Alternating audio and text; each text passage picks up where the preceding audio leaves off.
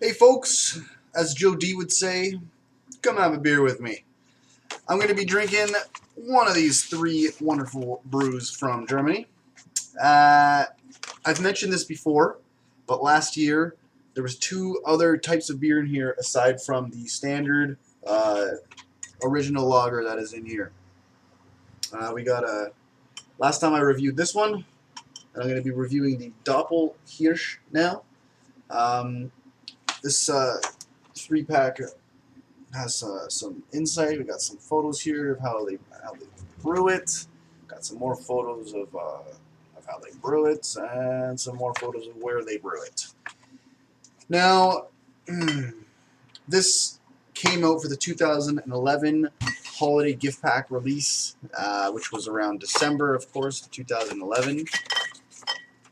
This came in a 3-pack this year, and last year it came in a 3-pack with an extra glass. So fortunately for me, I got me the glass. And as you can tell, this is their standard brew. There's a picture of a castle or the brewery or whatever, and then bam, over here, got the same thing.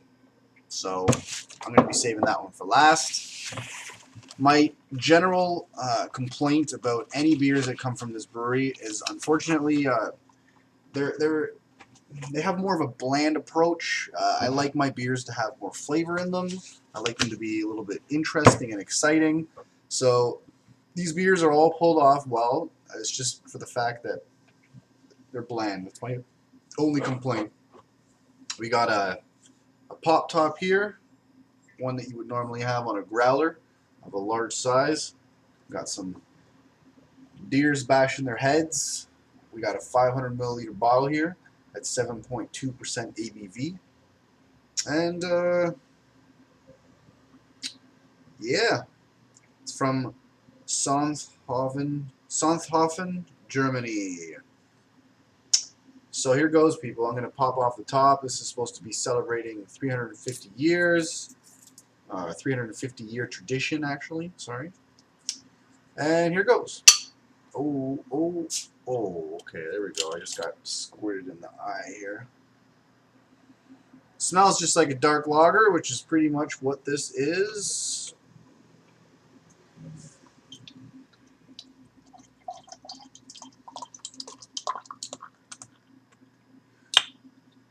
Wasn't very much carbonation there. I kind of had to give it an aggressive pour.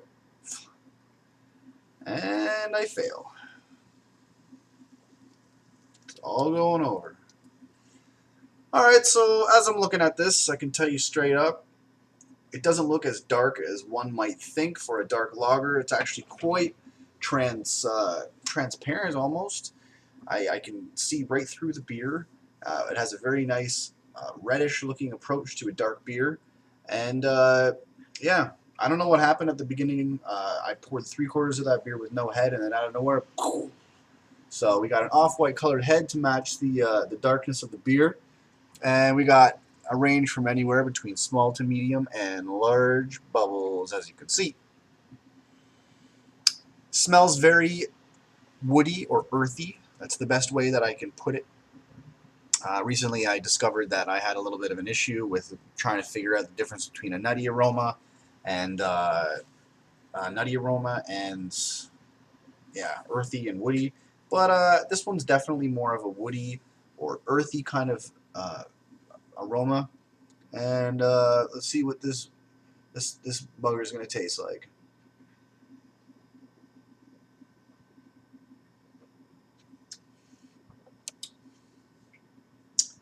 Well, strangely, the main flavor behind this brew is woohoo! It's got goosebumps.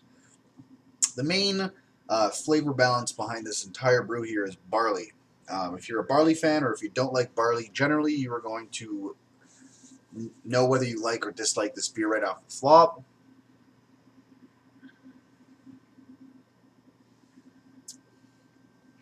It's a good balance of barley though. It's not too overwhelming. It's not a roasted barley like one would think with a dark beer. It's it's very good for a barley beer. I'm telling you right now. it doesn't go as far as to being really sweet and really high in alcohol content, or it doesn't go out of its way to even advertise itself as being a beer with such barley taste in it. But it's definitely there. It's good. No complaints on the barley end, and I'm definitely picking up on on on some of the things I was picking up in the notes earlier on, but in the taste, I'm definitely picking up on an earthy or a woody kind of a taste, which is really standing out in this beer amongst all else.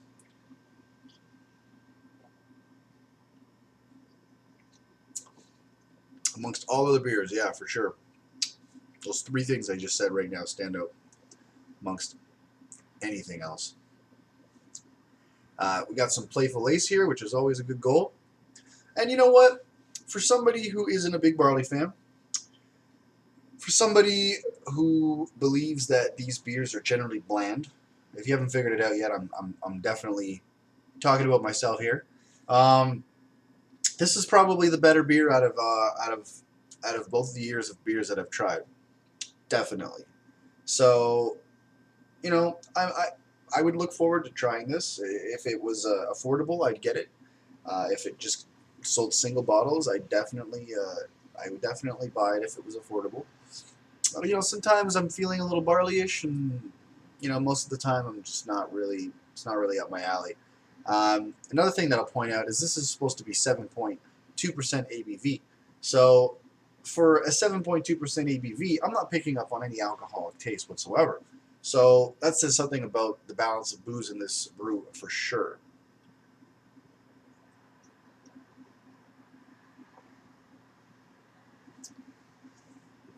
Oops. That's a good beer, mate. Um, my other general complaint about this brewery is they give this glass in 3-pack. You'd expect a bottle, you know, you expect a whole bottle to fit into a glass. It's not happening here.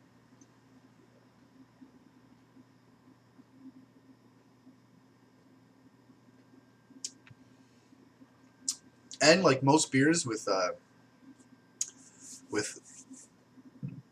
with barley in it, excuse me, is the fact that you can taste a little bit more barley at the bottom of the glass than you can throughout the rest of the beer. Um, sure, the bottom of the bottle is going to definitely have more of a barley taste than anything because it's been sitting in a certain way for so long. But even though you're pouring it into a glass and you're drinking it, you're giving enough time for the barley to settle near the bottom. So even though I drank the bottom of this glass, it is not too overwhelming. It is still very pleasant, and it is overall a very well-rounded brew. So I'm going to have to give this one a good rating here. I'm trying not to give ratings out of 5 anymore. I keep forgetting. I should be doing them out of 10. Rating them out of 5 is kind of in my own little personal thing. I'm going to give this a 7 out of 10. It's good. It's above average. It's not phenomenal. It's got barley in it, and I still like it. So that's the best I can give you at this point. That's for sure. So you know, if you're one of those kind of people that like barley beers, maybe you're also the kind of person who likes drinking, you know, your standard lagers or bland type of beers. Try this out. You might be pleasantly surprised with the entire thing. And one thing that I can definitely say is for these 3 beers, if you're one of those people that are living out in the woods at a cottage somewhere, say you got 3 beers, but you're not the kind of guy who wants to drink a whole bottle and you want to, you know, reserve your beer, these are great because when you have covers like that that can reseal the beer in such a phenomenally airtight seal, you can store these types of beers up to 3 days approximately after opening it. So if you're one of those kind of people who, you know, you just want to have a beer but you don't want to drink 2 beers in one by having a 500 milliliter beer, there you go. You got 2 days. You can drink one 500 milliliter beer. You can split it half and half each day. And I'm sure you might notice a significant difference between the very bottom of this barley beer and, sorry, the bottom half and the top half of this barley beer. So there you go. Anyways, people, as for my standard usual PSA, don't drink and drive, but drink responsibly. Take it easy.